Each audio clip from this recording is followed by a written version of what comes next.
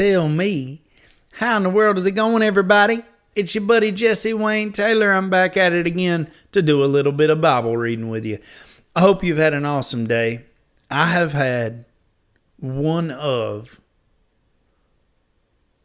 the most special days that I've had in a while today, for multiple reasons. I'm super blessed. I have an amazing, awesome wife. I have an amazing, awesome son. And we've got another one on the way. We also have a lot of hospital bills. And you guys know how bills are. Not just hospital bills. You got all the other bills. I have been driving a vehicle that I got the week after our son was born, about a year and a half ago. I had a vehicle that was in much better shape than this one is. But the week before our son was born, I was in my car heading down the interstate, and I was praying, and I asked the Lord to give me what I needed. And about 30 seconds later, I felt like he wanted I needed to put my seatbelt on, which I didn't wear my seatbelt from the time that I had that surgery in 2021. Honestly, I didn't even wear it for like 2 years before that because I was in so much pain. Putting on a seatbelt made it so bad that I just couldn't take it. I couldn't sit in a seatbelt for more than 2 or 3 minutes tops. So anyways, I felt like I was supposed to put on my seatbelt. And about a minute and a half later, I was the third car in a 4-car pileup. Totaled mine. I only got a few $1,000s to be able to buy something else. Specifically, I think it was 4. I think I got 4,000. And if you've not looked at the car market lately, 4,000 don't really get you that far. And I didn't have anything saved for that. I certainly wasn't expecting it. I had just put new tires and new windshield wipers and I got the whole car fixed up before the accident because we were getting ready to have a baby and I wanted something safe for him to ride in. The vehicle I ended up in seemed promising, but it started falling apart. I mean, the second I drove off after paying for it. And it was just like every other day, something else was falling apart on it. The air condition went out in the spring of last year, and I spent all summer riding around with no air condition, and that really stunk. And I was hoping I would maybe magically have a new car before this summer, or magically have my air condition turned back on. Neither of which of those things have happened. So as it has started to warm up in the last few days, I have realized, oh yeah, my air conditioning's out on my car. So I say all that to say, there's plenty of things that need to be fixed and plenty of bills that need to be paid. And to be honest with you guys, it's been kind of stressful for me and my wife. As you can imagine, I'm sure a lot of you guys have been in similar stressful financial situations. Ultimately, though, last night, around sleepy time, my wife came downstairs and she said, dude, it is so hot upstairs. What is the thermostat set to? And because of my pain, I typically keep it on the warmer side. Whenever I get really chilly, the pain just gets more intense. So I hadn't really thought that much about it. I think I might have noticed it, but like I said, I just didn't think much about it. But she came down and she said that, and she walked over to the thermostat and she checked it, and it was set to 72 on air conditioning, and it was 79 degrees. And we both were like, well, that's not good. Something's not working right, because I'd had it on for several hours at that point. We hoped it would fix itself overnight. It did not. I woke up to 79 degrees. Came downstairs. Needless to say, I was not stress-free thinking about it. Called my dad, told him what was going on. And he said, I've got a guy that had worked on our air conditioning unit in the past. I think he would be a really great guy to call. He's just a really good guy. I said, okay, cool. So Dad gets us in a group text, and the guy said, Dad gave him a little bit of what was going on, and he said, yeah, no problem. I'll call him here in a little while. So he calls me, and I fill him in on the situation, and he said, I'm booked up for the next week and a half. He said, but I've got a little bit of time this morning that I think I can squeeze you in. So I'm going to come by after I work on this other appointment. I said, thank you so much. You don't understand how much that means to me. I can make it in the heat. I would be okay, but my wife is pregnant and she's already miserable every single night while she's sleeping. This is only going to make things worse for that situation. That's the last thing I wanted. So, got a few things done this morning while I waited on him to come over. He came over and had that air conditioner fixed in probably about 15, 20 minutes tops. Before he came over, though, I backtrack a little bit. Before he came over, he had mentioned that he was on the phone call, he mentioned that he was in a biker gang that went to different biking events and ministered to other people, other bikers from really rough biker gangs and stuff. And I was just super inspired by that. And then he mentioned some other things about Jesus. And so after I got off the phone, I was sitting here looking up songs to figure out what I was going to play for this. And I felt like God was just tapping me on the shoulder. You need to write something. And I started writing this chorus. And I only had the chorus finished. And he, like I said, he showed up. He finished working on the air conditioning unit. And before he left, or before we wrapped things up, I said, hey man, do you mind if I share something with you? I said, after I got off the phone with you, it was just honestly like a breath of fresh air talking to you and hearing you talk about your faith and your life. And like I said, this was the first phone call. This guy's bold in his faith. And I said, I want to share something that I was working on right after we got off the phone and right as you pulled up. And I was like, I'm a songwriter, and I felt like I told him I was doing exactly what I was doing. I was trying to figure out a song, and I felt like God wanted me to write something. So I wrote something, and I played him the chorus, and that man stood up next to me, and he grabbed my hands, and he prayed for me. I told him a little bit before the prayer about my pain and the situation that I had been in, how I'd played guitar right-handed for 10 years. And I had to play left-handed for the last 5 because of my pain. But I mentioned that God was relieving me of that pain little bit by little bit, and I was now getting to play right-handed a little more, which is how I played the song for him. And regardless, he prayed for me. And he prayed many things over me.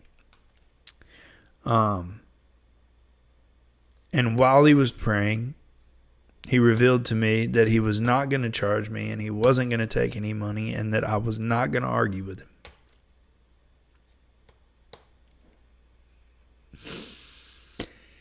And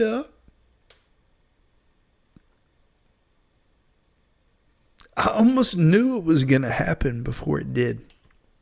I could just tell by the tone of his voice and the things that he spoke about. And I could tell that he was a real Christian. A real Christ follower. And that moment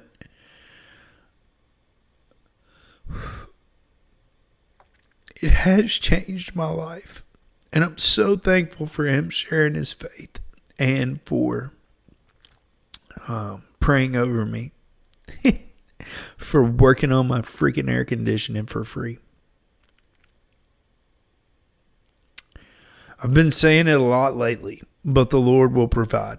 And to be honest with you, I certainly had moments where I was starting to think a little bit like the Israelites walking through the old desert. You know, God's provided for me time and time again. And it's easy to get caught up in all the stress and anxiety of life and get frustrated and be like, God, why are you not providing this for me? Why are you not providing this for me? When there's probably a really good reason why he's not. I haven't watched the sermon yet, but there's a preacher that I watch sometimes online, and forgive me, I cannot think of his name. I think he preaches from a church maybe called like Lake Point or something. I think I saw something that he was like, I think I saw him speaking one time on YouTube about how he had moved from Nashville to Texas. So maybe the church is in Texas. I'm not 100% sure. But he's got this sermon about on why God doesn't answer your prayers sometimes, and I've been meaning to watch it. I haven't watched it yet, but I don't really know why I exactly brought that up, but because God did answer my prayer today in a big, big way. Another way that God has shown up in my life today was through a guy that I met through work. He heard me talking about my story and my pain that I've been dealing with. He's a physical therapist and massage therapist. I have had to tell about my pain and the situation that I'm in to so many stinking doctors and so many physical therapists and chiropractors and massage therapists that it is exhausting to have to explain it again. Because genuinely, I feel like the majority of those people that I've worked with didn't even believe what I was telling them. And the thought of having to explain that again to somebody has just been very daunting for me. And I've kind of just like pushed away from all of those and have focused on the physical therapy that I've learned that I know works for me. Anyways, I met this guy and he got my phone number from another person at work and sent me a text and said, "Hey man, I was hearing your story. Would you mind if we got on a phone call and let you tell me a little bit more about it? I'm a physical therapist and massage therapist." And when I read the message, I was like, oh my goodness, here we go again. I do not want to do this. It's like, I do not want to have to call somebody and spend 45 minutes telling them about all this junk when they're not even going to be able to wrap their head around it. Well, I felt bad not reaching back, like responding, because he had reached out and wanted to help. So I thought, what the heck, what's it going to hurt me telling it one more time? It's annoying, but what's it going to hurt? So I called him, told him my story, and he listened to me in a way that none of my other doctors or physical therapists, anybody, he listened to me so much better than all of those people that I've worked with in the past. And he didn't treat me like I was crazy or disregard things I said because he thought there's no way, which is what has happened so many times. He just listened, and he worked really hard to wrap his head around what I was telling him. He gave me some tips. Those things helped. And today he called me again and gave me a few exercises. And he also sent me a care package of some massage therapy and physical therapy things that I could use for myself. Probably like $100 care package worth of stuff, maybe more than that, out of the goodness of his heart. And then, like I said, he sent me on gave me 3 different exercises and told me to do them. And I'm not saying these guys' names because I don't think that they would really, I don't think they're the kind of dudes that feel like they need the recognition for it. And I also don't want y'all calling them up saying, hey, can I get a bunch of free stuff? But I have been blessed deeply by both of those people today. My whole family has, by both of them. And Jesus showed up so hardcore today through those people. It's been a good one. I'm sorry that I made y'all sit on here and listen to me cry for a little while. But I just want to share that with you guys before I got started. God is good. He will always provide. It may not look like you want it to. Early this morning, the way I wanted it to look was me having $100,000 in the bank. You know what I'm saying? It didn't look that way. It looked like a guy who didn't have any business working on my air conditioner for free, but he did it anyways.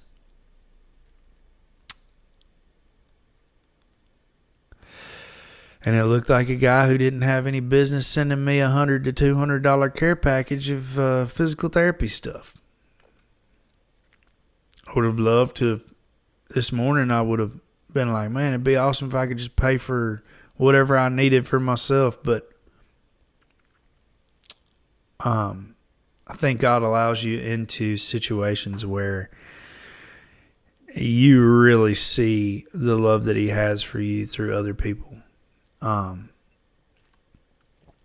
you have to trust in Him for those people to show up. All right. Hey, I'm done getting on that soapbox. Let's get off of it. I tell you what, if you ain't got your Bible, bust that thing out, dude. And if you don't want to hold a physical one, you can read it with me on the screen, son. If you ain't on YouTube and you can't see the screen, get on YouTube so you can see the screen. Last time we read it was really short. I don't know what it's going to be like tonight. I hope it's not super, super long because my wife is going to be back here in no time. Numbers chapter 16. Korah, Dathan, and Abiram. Korah, son of Izhar, the son of Kohath, the son of Levi, and certain Reubenites, Dathan and Abiram, sons of Eliab, and On, son of Peleth, became insolent and rose up against Moses.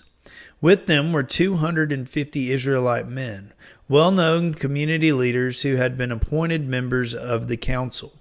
They came as a group to oppose Moses and Aaron and said to them, "You have gone too far. The whole community is holy, every one of them, and the Lord is with them. Why do you set yourselves above the Lord's assembly?" When Moses heard this, he fell face down. Then he said to Korah and all his followers, "In the morning the Lord will show who belongs to him and who is holy, and he will have that person come near him. The man he chooses he will cause to come near him. You, Korah, and all your followers are to do this. Take censers, and tomorrow put burning coals and incense in them before the Lord. The man the Lord chooses will be the one who is holy. You Levites have gone too far." Moses also said to Korah, "Now listen, you Levites, isn't it enough for you that the God of Israel has separated you from the rest of the Israelite community and brought you near himself to do the work at the Lord's tabernacle and to stand before the community and minister to them?" Sorry, had a little nose run because of the tears there from pulling an Uncle Wilburn. He has brought you and all your fellow Levites near himself, but now you are trying to get the priesthood too. It is against the Lord that you and all your followers have banded together, who is Aaron, that you should grumble against him. Then Moses summoned Dathan and Abiram, the sons of Eliab, but they said, "We will not come. Isn't it enough that you have brought us up out of a land flowing with milk and honey to kill us in the wilderness? And now you also want to lord it over us? Moreover, you haven't brought us into a land flowing with milk and honey, or given us an inheritance of fields and vineyards. Do you want to treat these men like slaves? No, we will not come." Then Moses became very angry and said to the Lord, "Do not accept their offering. I have not taken so much as a donkey from them, nor have I wronged any of them." Moses said to Korah, "You and all your followers are to appear before the Lord tomorrow, you and they and Aaron. Each man is to take his censer and put incense in it, 250 censers in all, and present it before the Lord. You and Aaron are to present your censers also." So each of them took his censer, put burning coals and incense in it, and stood with Moses and Aaron at the entrance to the tent of meeting. When Korah had gathered all his followers in opposition to them at the entrance to the tent of meeting, the glory of the Lord appeared to the entire assembly. The Lord said to Moses and Aaron, "Separate yourselves from this assembly so I can put an end to them at once." But Moses and Aaron fell face down and cried out, "O God, the God who gives breath to all living things, will you be angry with the entire assembly when only one man sins?" Then the Lord said to Moses, "Say to the assembly, move away from the tents of Korah, Dathan, and Abiram." I'm not saying that right. Moses got up and went to Dathan and Abiram. Maybe that's right, Abiram. And the elders of Israel followed him. He warned the assembly, "Move back from the tents of these wicked men. Do not touch anything belonging to them, or you will be swept away because of all their sins." So they moved away from the tents of Korah, Dathan, and Abiram. Dathan and Abiram had come out and were standing with their wives, children, and little ones at the entrance to their tents. Then Moses said, "This is how you will know that the Lord has sent me to do all these things, and that it was not my idea. If these men die a natural death and suffer the fate of all mankind, then the Lord has not sent me. But if the Lord brings about something totally new, and the earth opens its mouth and swallows them with everything that belongs to them, and they go down alive into the realm of the dead, then you will know that these men have treated the Lord with contempt." As soon as he finished saying all this, the ground under them split apart, and the earth opened its mouth and swallowed them and their households and all those associated with Korah, together with their possessions. I don't know if I've read this one before. Maybe I heard it in a Sunday school lesson and don't remember it, but that's pretty wild. They went down alive into the realm of the dead, with everything they owned, and the earth closed over them, and they perished and were gone from the community. At their cries, all the Israelites around them fled, shouting, "The earth is going to swallow us too." I bet they did. And fire came out from the Lord and consumed the 250 men who were offering the incense. The Lord said to Moses, "Tell Eleazar, son of Aaron, the priest, to remove the censers from the charred remains and scatter the coals some distance away, for the censers are holy. The censers of the men who sinned at the cost of their lives. Hammer the censers into sheets to overlay the altar, for they were presented before the Lord and have become holy. Let them be assigned to the Israelites." So Eleazar the priest collected the bronze censers brought by those who had been burned to death and had them hammered out to overlay the altar, as the Lord directed him through Moses. This was to remind the Israelites that no one except a descendant of Aaron should come to burn incense before the Lord, or he would become like Korah and his followers. Well, I want to do that. The next day, the whole Israelite community grumbled against Moses and Aaron. "You have killed the Lord's people," they said. But when the assembly gathered in opposition to Moses and Aaron and turned toward the tent of meeting, suddenly the cloud covered it, and the glory of the Lord appeared. Then Moses and Aaron went to the front of the tent of meeting, and the Lord said to Moses, "Get away from this assembly so I can put an end to them at once." And they fell face down. Then Moses said to Aaron, "Take your censer and put incense in it, along with burning coals from the altar, and hurry to the assembly to make atonement for them. Wrath has come out from the Lord. The plague has started." So Aaron did as Moses said and ran into the midst of the assembly. The plague had already started among the people, but Aaron offered the incense and made atonement for them. He stood between the living and the dead, and the plague stopped. But 14,700 people died from the plague, in addition to those who had died because of Korah. Then Aaron returned to Moses at the entrance to the tent of meeting, for the plague had stopped. Interesting. I definitely don't remember the story of the ground opening up and swallowing up those people. That's pretty wild. The budding of Aaron's staff. The Lord said to Moses, "Speak to the Israelites and get 12 staffs from them, one from the leader of each of the ancestral tribes. Write the name of each man on his staff. On the staff of Levi, write Aaron's name, for there must be one staff for the head of each ancestral tribe. Place them in the tent of meeting in front of the ark of the covenant law, where I meet with you. The staff belonging to the man I choose will sprout. The staff belonging to the man I choose will sprout, and I will rid myself of this constant grumbling against you by the Israelites." So Moses spoke to the Israelites, and their leaders gave him 12 staffs, one for the leader of each of their ancestral tribes, and Aaron's staff was among them. Moses placed the staffs before the Lord in the tent of the covenant law. The next day Moses entered the tent and saw that Aaron's staff, which represented the tribe of Levi, had not only sprouted but had budded, blossomed, and produced almonds. Then Moses brought out all the staffs from the Lord's presence to all the Israelites. They looked at them, and each of the leaders took his own staff.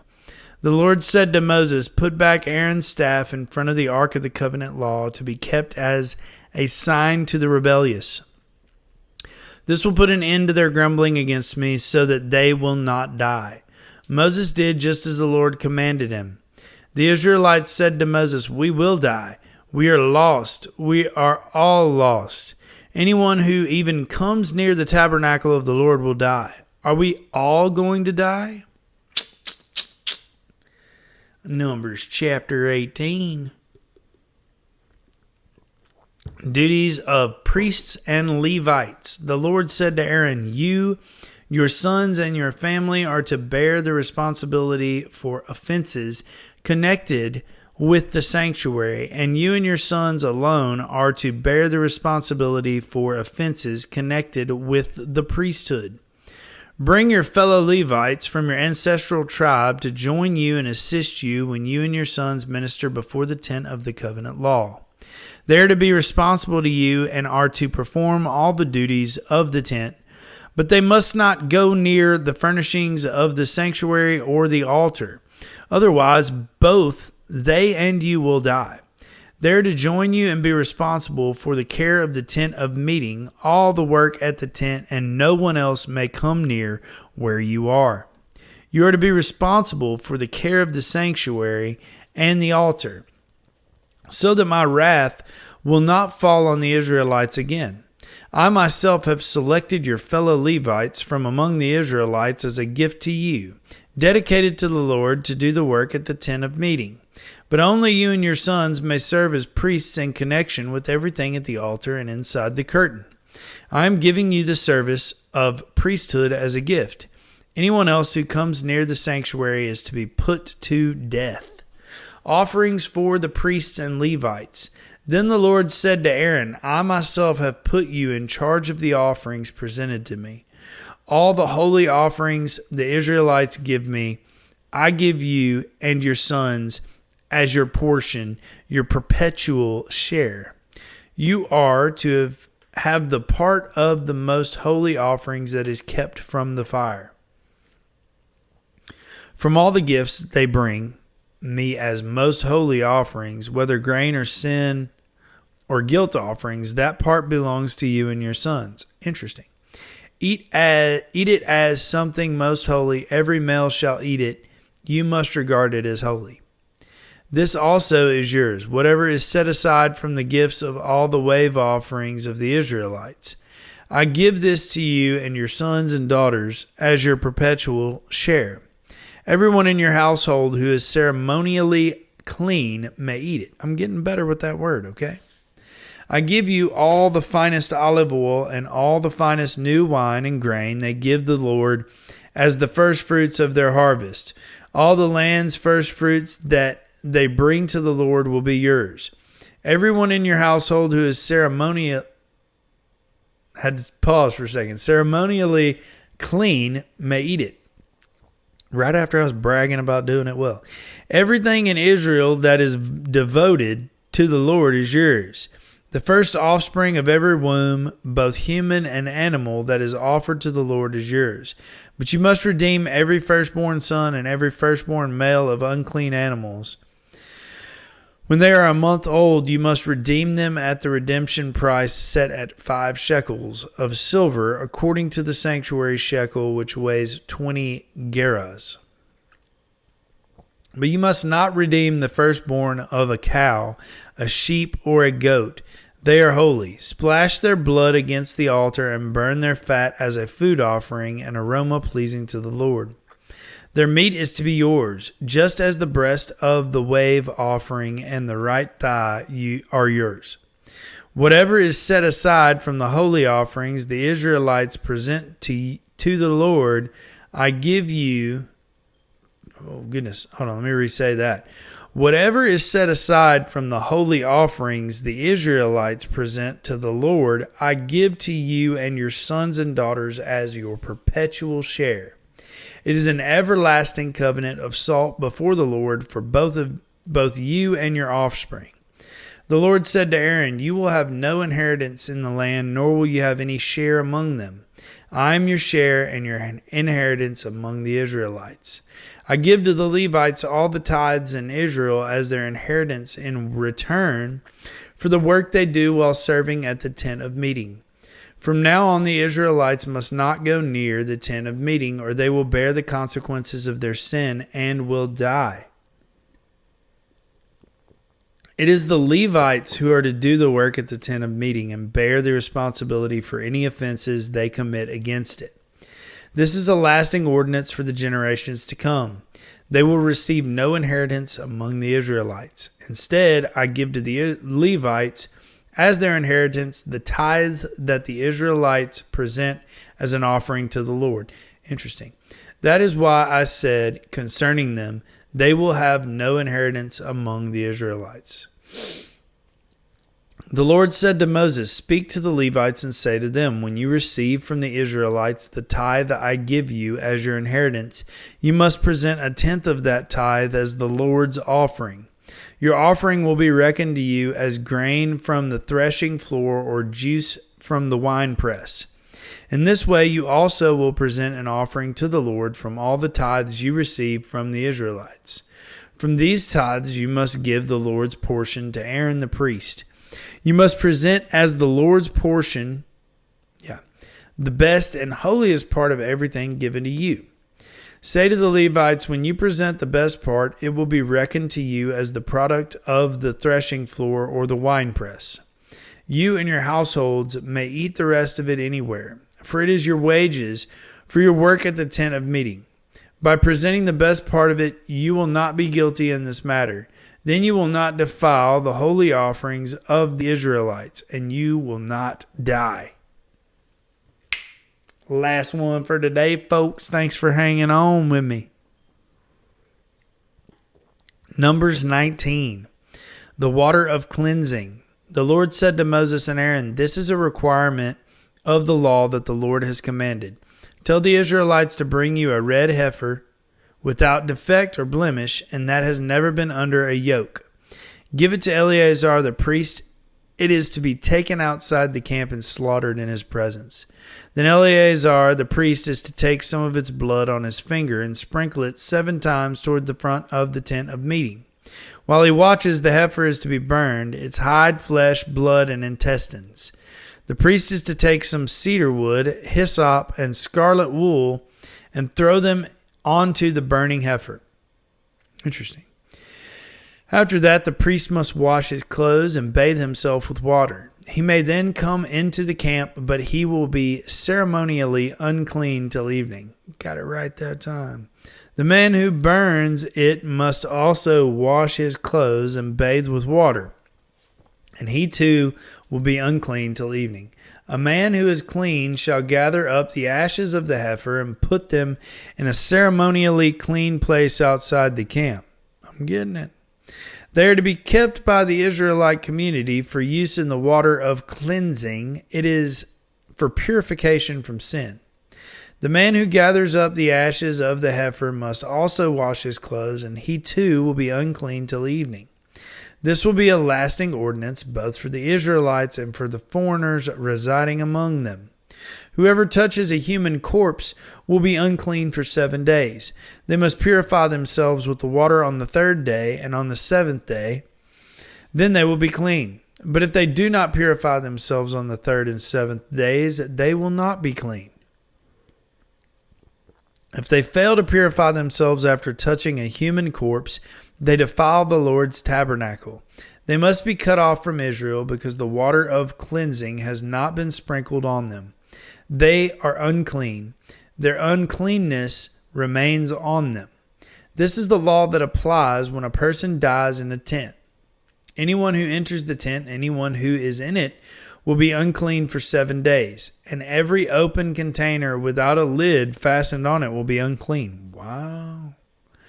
Anyone out in the open who touches someone who has been killed with a sword, or someone who has died a natural death, or anyone who touches a human bone or a grave will be unclean for 7 days. Wow. That's hardcore. For the unclean person, put some ashes from the burned purification offering into a jar and pour fresh water over them. Then a man who is ceremonially clean is to take some hyssop, dip it in the water, and sprinkle the tent and all the furnishings and the people who were there. He must also sprinkle anyone who has touched a human bone or a grave, or anyone who has been killed, or anyone who has died a natural death. The man who is clean is to sprinkle those who are unclean on the 3rd and 7th days, and on the 7th day he is to purify them. Those who are being cleansed must wash their clothes and bathe with water, and that evening they will be clean. But if those who are unclean do not purify themselves, they must be cut off from the community, because they have defiled the sanctuary of the Lord. The water of cleansing has not been sprinkled on them, and they are unclean. This is a lasting ordinance for them. The man who sprinkles the water of cleansing must also wash his clothes, and anyone who touches the water of cleansing will be unclean till evening. Anything that an unclean person touches becomes unclean, and anyone who touches it becomes unclean till evening. That is pretty crazy. There's just like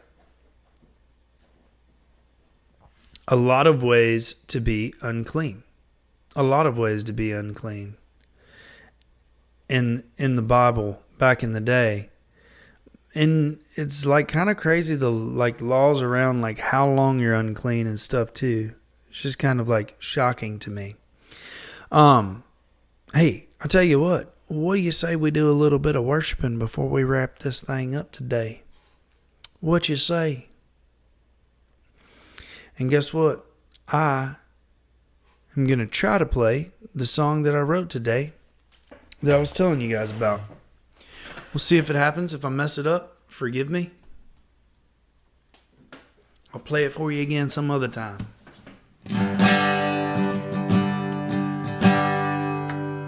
All right. You don't know this one because you've never heard it. But maybe if you listen to it a few times,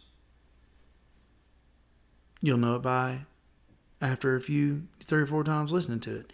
Also, if you want to hear the story behind this song, start at the beginning of the Numbers chapters 16 through 19 episode of the Bald Headed Country Boy Show, and you can hear the story behind it.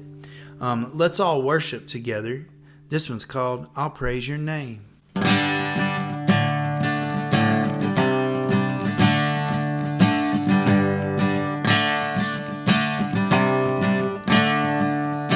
I woke up this morning with bills on my mind. I noticed it was warmer than it was most of the time. I hopped up to change the thermostat, but to my sad surprise, it was set to 71, but it was pushing 79. I didn't have the money, and I didn't know what to do. So I picked up my guitar and I began to worship you. I'll praise your name through the sunshine and the rain. Yeah, I'll praise your name. If I'm shackled up in chains, you're the God of the universe, and that'll never change. That's why I turn to you when I'm in pain. And I'll praise your name. I'll praise your name. Before I called the repairman, I said a little prayer. As soon as he picked up the phone, Lord, I knew that you were there. He said, I'm booked up all week, but I can squeeze you in right now. I'll be by in a few to see if I can figure it out. I didn't have the money and I didn't know what to do. So I picked up my guitar and I began to worship you. Yeah, I'll praise your name through the sunshine and the rain. Yeah, I'll praise your name. If I'm shackled up in chains, you're the God of the universe, and that'll never change. That's why I turn to you when I'm in pain. And I'll praise your name. I'll praise your name. I'll praise your name.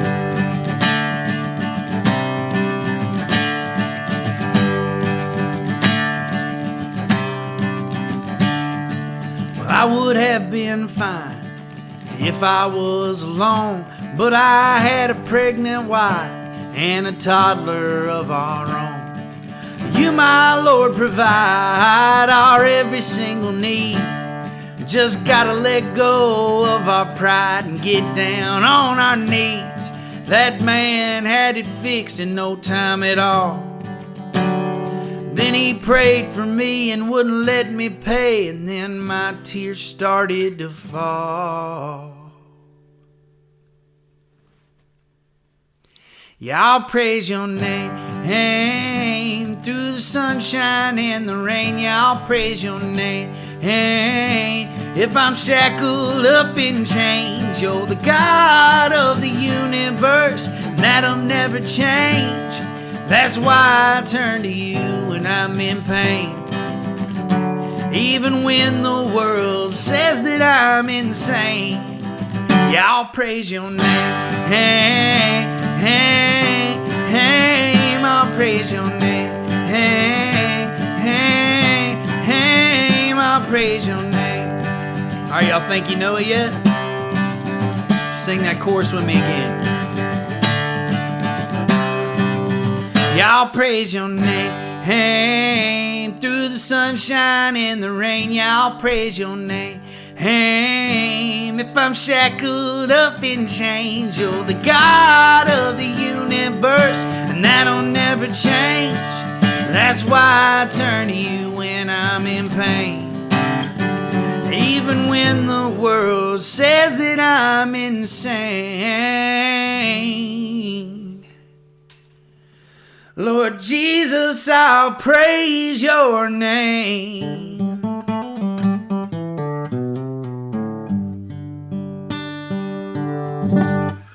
Amen.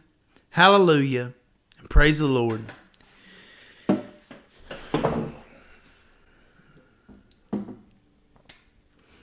We serve an amazing and good and gracious and holy, holy God who sent his son Jesus to die on the cross for all of our sins.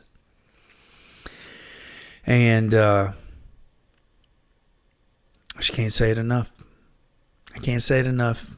And I will praise your name in the sunshine and the rain. Can't say I've always done that. But I'm going to now.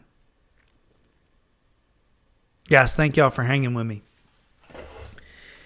If you like what's going on this channel, do me a favor. Like the videos, leave me some comments. Let me know who you are, where you're from, what you like, what you don't like. Subscribe to the channel. If you are listening on a podcast streaming service, follow us on the podcast streaming service and then mosey on over to YouTube and subscribe there as well so that when you're chilling on the couch at the house, you can pull my bald head up right on the screen and read along with me. Lastly, share this with everyone. If you don't think your friends are going to like listening to me read the Bible, I am not offended by that. I'm sure there's quite a few people out there that I wouldn't care to listen to them read the Bible either. But there's this really cool thing called the YouVersion Bible app. And on the app, there are all these different reading plans. You can do Bible in a half a year, Bible in a year. Also, if you're going through depression, anxiety, temptation, stress, whatever the issue is that you're dealing with, if you type that in the plan search engine, it'll bring up a list of devotionals and reading plans that have to do with exactly what you typed in. My suggestion, and not even just suggestion, my challenge to you is to download it and check it out for yourself. There's some really awesome plans on there and some that I've read that have just really, really meant a lot to me. And I'm sure there's several on there that will mean a lot to you. Check it out for yourself and then send it to your friends. It don't take nothing. You just click share, send it in a text message to your friends. Maybe pick a plan and decide to do it and send that plan to your friends and tell them that you want to do it with them. I've learned that if you just share your faith with someone else, just that strengthens their faith. Heck, I learned that again today, baby. It's been a good one. I'm going to go ahead and check out of here. Thank you guys again for tuning in, and I will see y'all tomorrow. God bless you. Peace.